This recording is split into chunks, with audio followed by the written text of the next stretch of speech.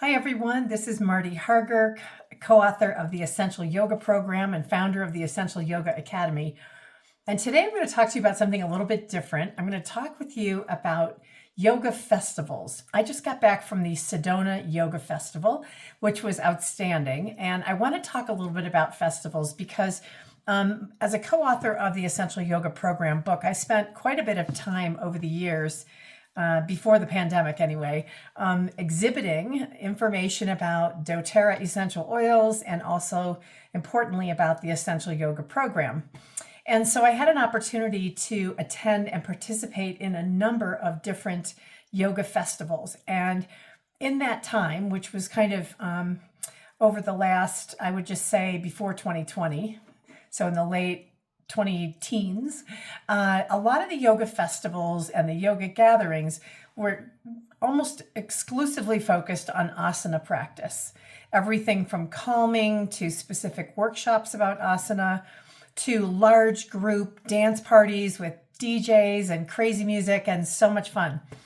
And what's happened is over the course of time, these yoga festivals, many of them have disappeared. And you may know this. Maybe you went to Wanderlust or maybe you attended some yoga journal shows. I went to a whole bunch of those and more.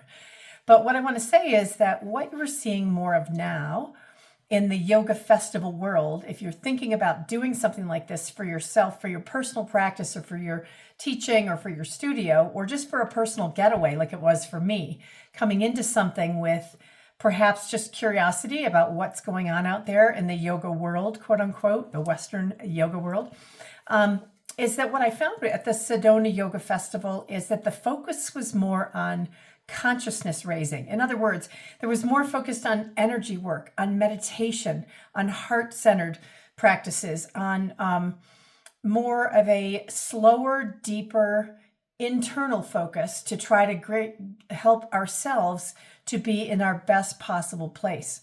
Many of the people who attended the Sedona Yoga Festival were yoga instructors or studio owners, and they were from all over the country and actually all over the world. There were people there from all over. But one of the other things that I loved about it was the variety of options that I had to choose what I wanted to participate in. So for me, I was really looking at a bit of a pulse check on not just the yoga business, if you will, because there was a business track in this, but there was also, and I'm sure you all can appreciate that if you have any kind of a business at all, or try to earn any kind of an income. But there was also a lot of personal exploration, a lot of wonderful meditation programs that I had a chance to participate in. I did participate in some asana classes, a deep dive into Surya Namaskar and its history and how we apply it appropriately in our own practice and then possibly in teaching that. But I love the fact that they had a lot of music. So there was a lot of bhakti yoga, so the chanting, the call and response, the idea of singing out loud the praises. And I think, I've forgotten, I used to be a singer when I was a kid, and I performed in little concerts and things like that in a little singing group. And for whatever reason, since I don't commute in my car anymore, I don't sing that much. I used to sing to the radio and sing to my favorite, CDs or DVDs at the time. But I found that it was really so joyful to just really raise my voice to its highest octave and to its highest volume, and that was okay in these settings. And it made me feel very joyful. I mean, of course, the kirtan and chanting is in praise to the divine, and the divine can be whoever, whatever you want it to be. It's not like it has to be a particular deity or a particular philosophy or a particular religion. But I loved the coming together of women and men from all over the country, from different backgrounds, different shapes and sizes, a little bit of everything. And there were so many great things, starting at 5:30 in the morning with a puja each morning, which was a ceremony, a celebration, a silent meditation to begin the day and reverence and honor of what was ahead. And then they closed it off with not only fun, like lively music and dancing, but they also had quiet sessions. I took a japa meditation program at the end of the night because I needed to kind of bring my energy down and not raise it up before I was trying to go to bed. So anyway, it was a great festival. And so what my point is today is that if you're looking for something personally to kind of revive your practice, to take you in a new direction, to just open your mind to other possibilities with yoga for yourself and others, I really encourage you to take a look at the festivals that may be available to you. Maybe there's something locally, maybe for a day festival. Maybe it's a couple of days somewhere nearby coming up, maybe over Memorial Day weekend or Labor Day weekend, 4th of July, who knows?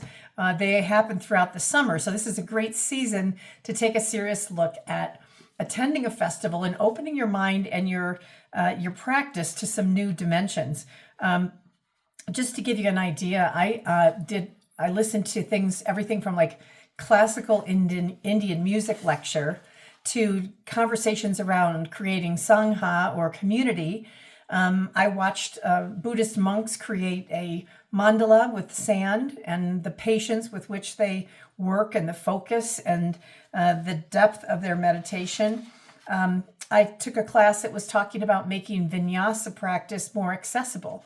And that wasn't just accessible in terms of physical ability, it was also geographically how to work with online options for people to learn more. I took several meditation programs, completely different styles of meditation. Loved the classes where I got to move my body. Loved the idea of working with the mala in a japa meditation. That's always been one of my favorite things, but I learned more about it by attending this. So my point is that between that and some of the spiritual teachers that were there that had phenomenal messages to share, and I may post some of those things here, some people you may want to check out or follow.